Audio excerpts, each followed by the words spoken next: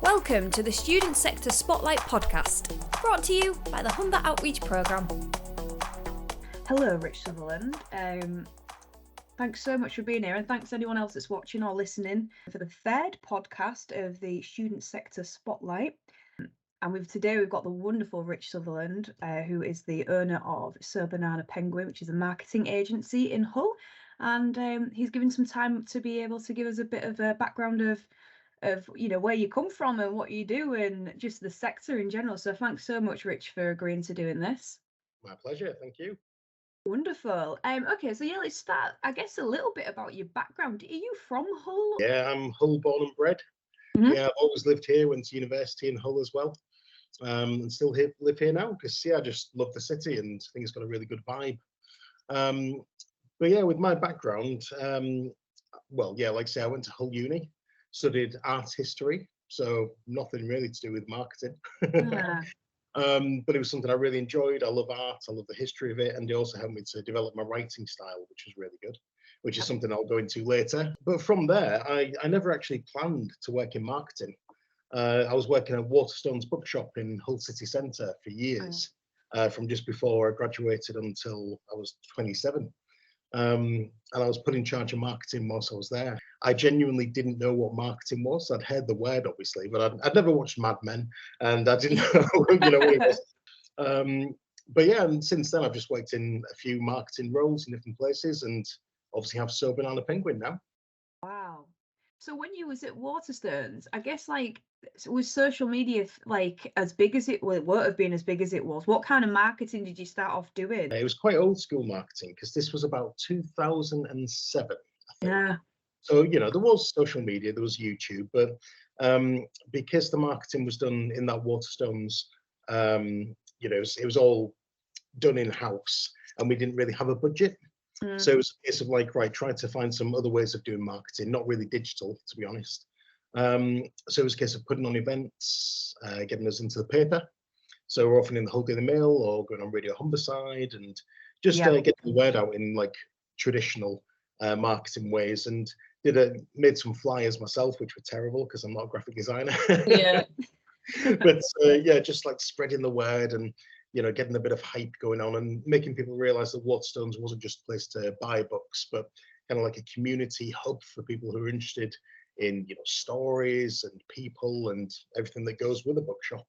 And you've obviously fell in love with with marketing in general, and then sort of ran with it as a career, which is great. It's so mad, isn't it, how you could be doing another job and then suddenly it just completely changes overnight. So then you said you worked for a couple of different marketing companies, and then you decided to go solo then and start sobananapenguin. Was there a reason for that? Because I guess for people listening, you're an entrepreneur as well as a marketing guru, aren't you, sir? Yeah, well, it's whilst I was at Waterstones, because I was there till 2009, so I was doing the marketing and events for about 2 years. And then a job popped up at Hull Truck Theatre, which well, the arts sector, and I applied for that, marketing assistant. For me, that was absolutely incredible working in Hull Truck because, it's such a busy place, really vibrant. I love the art, so many people, but also the business side of it. So there was sponsorship, and there was the cafe and bar side and events and all of this. So I worked there only for 18 months. It's crazy. At the time, it always seems longer, doesn't it? But looking back, it was a year and a half. I worked at Hull Truck as the marketing assistant, and then I went to a marketing agency for only about a year. And whilst I enjoyed those jobs very much, lovely people, really interesting things I worked on, I just wasn't really that happy in myself, I guess, the classic thing. And I was like, maybe I need a bit more, autonomy and, a bit more say over what I work on. So I basically just jumped ship. I gave my notice in, obviously, from my job, and everything was really amicable. But I just went self-employed with no savings, no plan, and no clients, which is not the way to do it. But it was very much, a big spoonful of luck at the time. But that was 10 years ago last September, so it's nearly 11 since sobananapenguin was launched. Wow, that's as the business evolved, I guess it has done in terms of in what you offer. Has that changed in the last 10 years, and what just the nature of digital, I guess, has probably affected it? Yeah, that's true. Yeah, digital's changed a lot since then. Because when I first went self-employed, I was freelancing to begin with.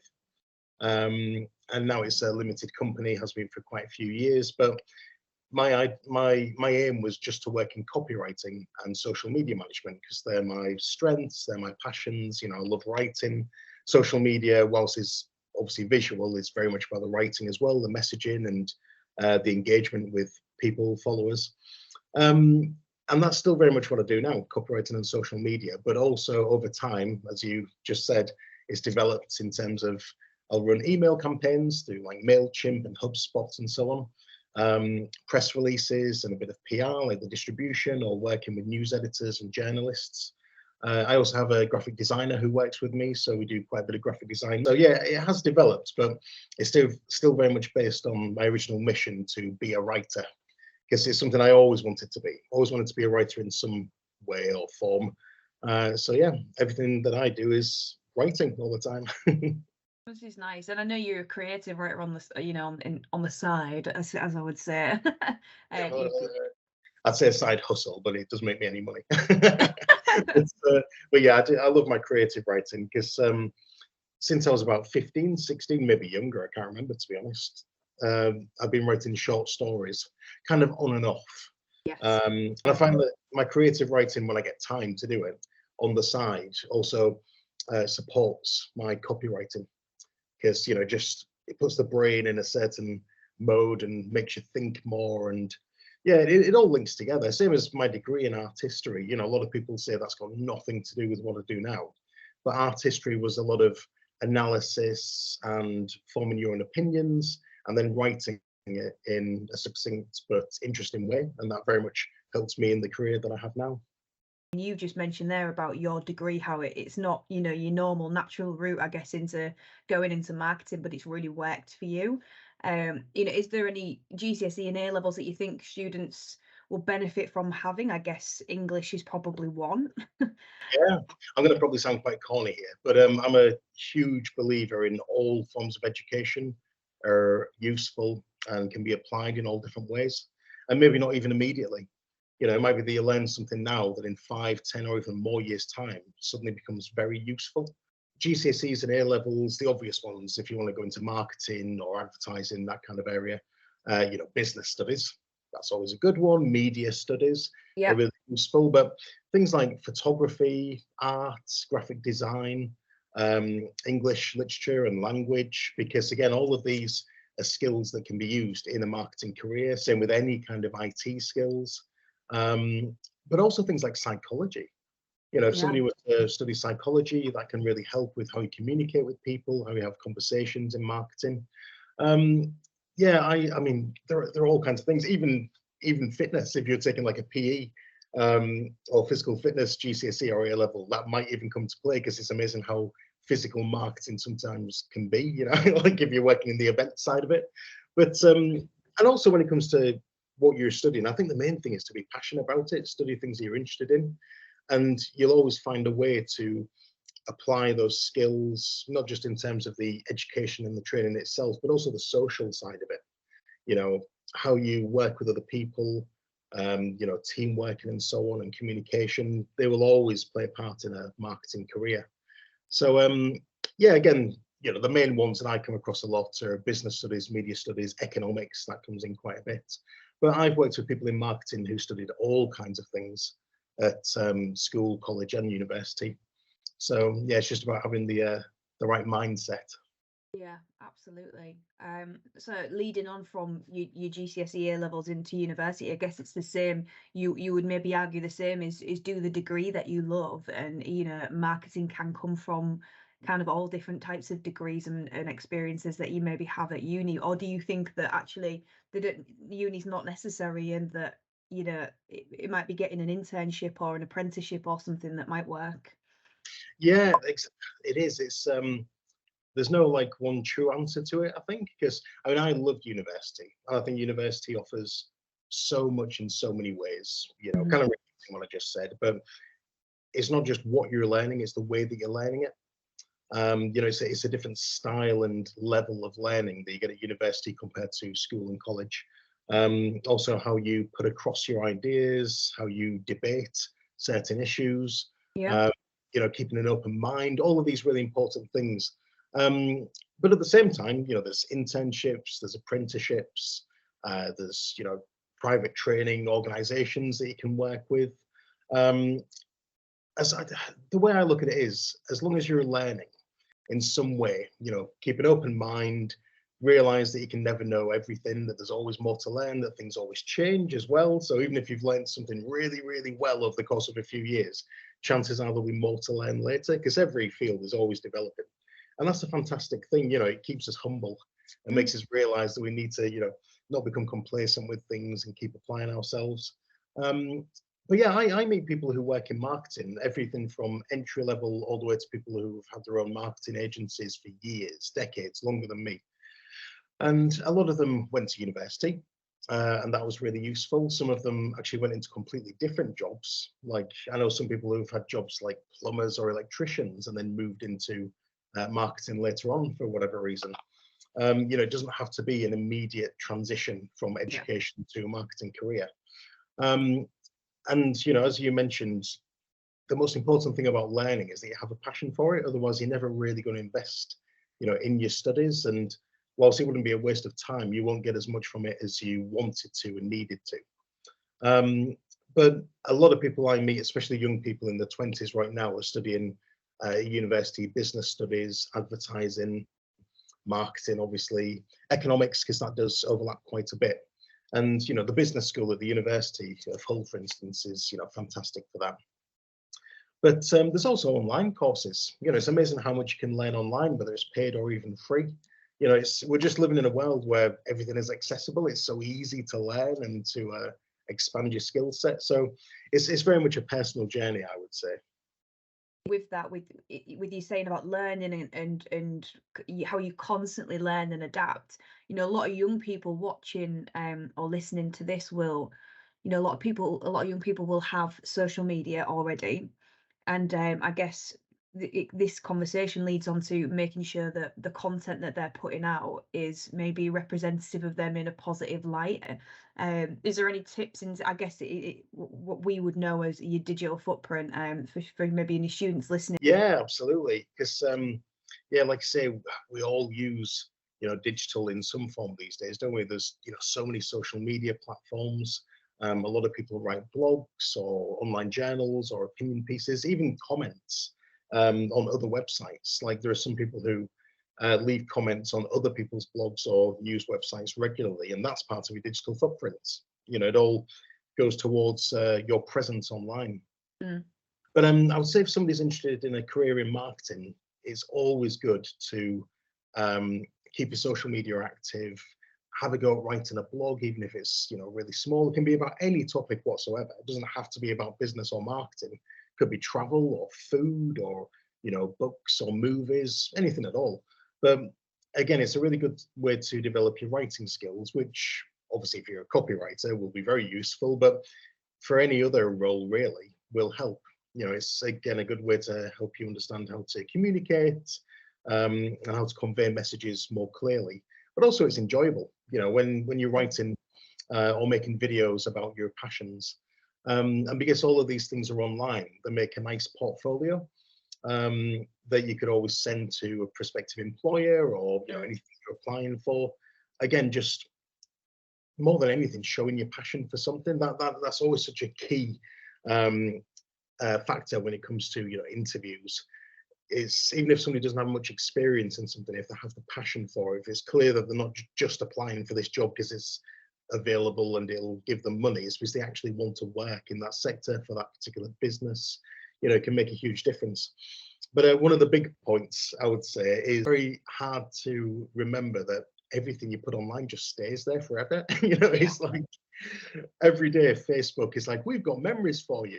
And obviously you can delete things from your social media, but it's always worth remembering that people will look. It's not Facebook stalking, it's research in a way. That you've put them online, all these social media channels, blogs, videos, they're public, they can be viewed by literally anybody in the world. They are a really good way to get a feel for how somebody is and what they're interested in. So try to make your social media reflect who you are and the person that you want to be. Absolutely. And with that, you mentioned about how you can send, for example, your LinkedIn, you might send that across to an employer, but you also might, if you've got a really active Instagram or any social media, you might send that to an employer. But it's also worth knowing that employers will have a look regardless a lot of the time, I think. But it's always good to think everything that you do in the same way that how you would act if you were at a party or an event, or how you act in the street. It's all a representation of how we are as people, how we deal with things, how we carry ourselves, how we act towards others, in terms of respect and how we communicate. So yeah, just always bear social media in mind. Say a student has gone down the path, whichever path they wanted to do, and they've decided that marketing is what they would like to do. What's the application process? Yeah, definitely different for lots of places. Usually it'll be like pretty much any other job really, where they'll probably ask for a CV and a cover letter. Yep. They might ask for a portfolio, which again is useful because one of the stumbling blocks that a lot of young people especially, or older people if they're having a changing career, some of the stumbling blocks that they come across is that, well, I don't have a portfolio because I'm trying to enter marketing as a career. In which case, as we were talking about just now, any personal things, small projects, even if you've set them up specifically to create a portfolio, but whether it's illustration, photography, writing, you've dabbled at web development and web design, just made your own website for whatever, again for travel or food, but they might want to see some examples. So it's always bearing that in mind. Some jobs will be through an online recruitment website. It'll be like, click here and fill in the application form. It really does differ. And I have come across some before where they want a really creative approach. And obviously there are so many jobs out there. There are so many different roles and businesses. But yeah, always have a CV ready and have it personalized as well, like customized to the business you're sending it to. That doesn't mean redoing it every time, but the opening statements or the introduction that you have at the start, you can always tweak. If there's anything that you think will work particularly well applying for a specific role or for a specific company, you can add things in. Always make sure it's true, obviously, but there might be areas where it's like, oh, I can really push this bit of me to this company and this bit of me to that company. So whilst it's so much easier to do a copy and paste job and have a CV ready just to chuck into an email and as an attachment, put in that little bit of extra effort. And the same with the cover letter. Always make sure that that's customized to who you're sending it to, the tone of voice, the points that you're making, why you want to work at that place. Because it is obviously very much a mutual thing. Like the business needs somebody to fill that role, and you want that role at that place. But you need to show your passion before you get the job. That's, again, I keep saying passion, but it's like the key word that always pops up for me. So yeah, just be ready for anything, because I've also seen some jobs before, just when I'm like on LinkedIn in recent years, and there's job applications that are video based, for instance. It's like send us a 30-second or even 5-minute video. So yeah, show yourself off. Oh yeah, for sure. And I think you were saying there about how a lot of young people might, when they're looking at maybe doing a portfolio or something, panicking about not having any content.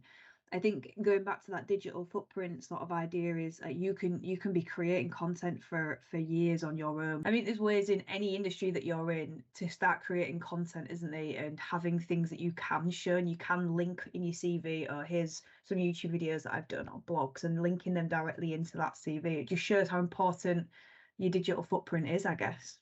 Absolutely. And obviously if it's a digital role, which marketing nearly always is, one way or another, it just shows that you understand the platforms, how they work.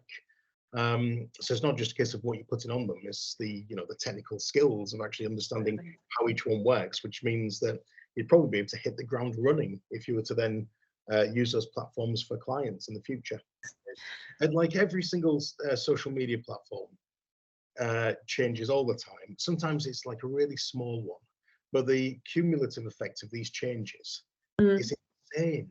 Like Facebook, Twitter, LinkedIn, even Instagram, which looks like quite a simple layout, but all of them have changed so much in the last few years. Yeah, keep using them, stay on top, because I know quite a few people who don't like a particular platform, like somebody who might be like, oh, I'm not really a big fan of Facebook, so I'm just going to leave it.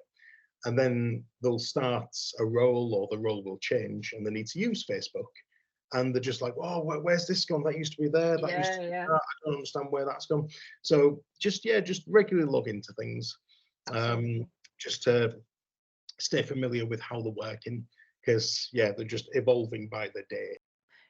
Do agencies or any kind of side, and I suppose this is more agencies, often give, as part of their application interview process, do they often set tasks? Yeah, definitely. A mate of mine only 6 months ago applied, and I'm very pleased to say got the job. I think he had to put together some data and then showing what it means as part of his interview. Whereas other ones might be a lot more visual and creative, like make a presentation, make a video. So I've come across a lot of different things over the years. And businesses are constantly changing. You might find a business who just wants a CV and a cover letter and a sit-down interview, or even a Zoom interview. And then a few weeks later, they might go, you know what, we're going to change the way that we recruit. We're going to start doing this now, because again, every business is constantly changing and evolving. Yeah, it's good to be on your toes, and I think that these interviews are good practice. If you get different interviews and it's not right, that it's not been the right role, they're never wasted, because like you say, you've been given a test, which is just good to keep practicing and be on your toes with, and you can only get better at that stuff. So, and that's the thing to always bear in mind, because it can seem disheartening if you go to quite a few interviews. Or even if you apply for an interview, apply for a job and you don't get the interview in the first place. But it's because there are so many people always looking for jobs. It's a very, very busy marketplace. Marketing, advertising, the creative side of business. Everybody wants to work in it. It might be that you apply for lots of jobs, don't get an interview, go to lots of interviews and don't get a job right away, but just keep on persevering, because it is a case of it's just so busy. There are so many people, but also try to get feedback if you can. If you don't get a job, politely ask the interviewer by email or phone or whatever. If you can just get a bit of feedback, and also be patient, obviously, because they're very busy. But sometimes that feedback, it can be hard, hearing criticism about yourself, but it's positive criticism, things that you can use. It might be what you talked about, it might be how you talked about it, how you presented yourself, and just always be open to improving. Because I've had to do that myself, and I'm far from perfect, but 20 years ago, because like in my 40s now, but 20 years back, I was very, very shy. Found it very, very hard to talk to people, and even though I knew the right answers or knew what I wanted to say, I would say far too little. Maybe these days I say far too much, but I said so little. I just didn't show that I was passionate about the role and that I could do it. I just gave these like quick textbook answers, and they just weren't good. So always be open to that self-improvement. I found that if you apply, for example, to an agency specifically, often you could be a very specific role. Like you've mentioned there, you might be specifically SEO, or you might be the copywriter, or a videographer, or a graphic designer. And then sometimes on client side, you can be somewhere in the middle of that and be a bit of a jack of all trades. And there's a really big difference in terms of your employment, or who might employ you, as to what they expect from you. Yeah, definitely. I think a big thing in marketing over recent years is the word niche. People are often saying, "Oh, specialism," or whatever word you want to use. But it's a case of like, "Oh, you should really find your niche." So for me, about 5 years back, before the pandemic, everyone was saying you should specialize in arts and theatre marketing, because you already do a lot of that. You work with arts organizations and theatre companies and music festivals. So just do that. For me, I really like variety. I like working for a theatre company one day, a solicitor the next, an accountant, coffee shop. I just really like that. That's why I wanted to go self-employed in the first place. But something I will quickly say is never be afraid to be a generalist if that works for you. If you're somebody who's like a jack of all trades, but a master of none, so to speak. It sounds a bit derogatory, but it's like, oh yeah, I'm pretty good at spreadsheets. I'm pretty good at SEO. I'm quite good at writing. I can do a bit of graphic design. That's fine, because if you have lots of different skills, you'll be able to apply them, in different ways. And then, as you mentioned, over time, it might be that you find your career is veering more towards or heavier in terms of video production or public speaking or whatever it might be. Yep. And you already have the basis of that skill. And a few of your other skills will probably bleed into it. They'll be interchangeable. Yep. And it'll be easier to focus on going down that route over time. But again, the important thing for me is just always be open to learning more, and realize that things change over time. Your career can develop. I think, going back to your original point that you made right at the beginning of this, is just making sure you enjoy it and you're passionate about it and you love it. And if you start off as a copywriter and end up as a videographer, but you're loving it, then that's all that matters. And if you start off as a copywriter and end up as a copywriter and don't want to do any of the other things, that's fine as well. And if that adapts and changes it, then that's great. And if it doesn't and you're stuck in your area, then that's great as well. So it's amazing. Not so much how easy it is to learn a new skill, but how accessible it is. Yeah. These days you can find everything, literally everything, often for free. You can on YouTube. YouTube is like the most obvious one, but there are so many tutorials. Mhm. I recently wrote a blog, actually. I'm just going to quickly find it whilst we're on here, because I put together a list of marketing courses that are free. If you send me that, I'll pop that at the bottom of this YouTube video, and on the Spotify link, I'll put Rich's sobananapenguin as for people to have a look and check out what you do as well. Yeah, definitely. Yeah, I'll send it over, because there's things like Google Digital Garage, Meta Blueprint, Yeah. HubSpot Academy. They all offer these free courses that are Absolutely. really complementary to what you're already learning or already know. Yes. It's great. Great.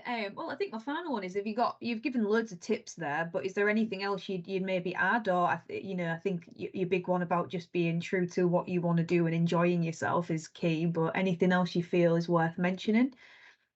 Yeah, marketing is a really interesting and enjoyable and creative industry. It can be really good fun. Obviously, it can really vary as well, because if you're working for a marketing agency, you'll have all different clients. But at the same time, it might be that you work for a particular company and work in their marketing department.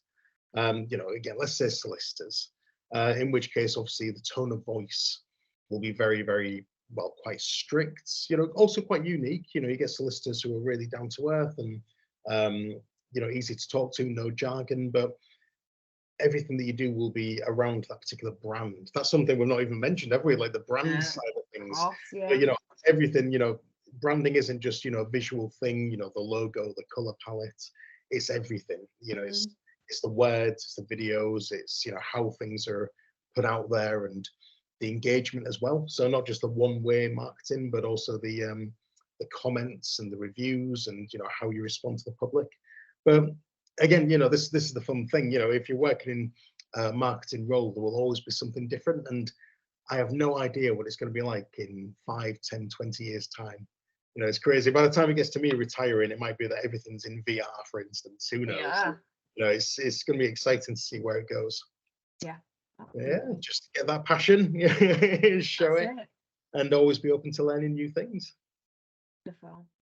Great. Well, we'll finish there. Thanks so much for joining me today, Rich. It's been a pleasure as always. It has. It's been lovely. Thanks, Rich. You're welcome.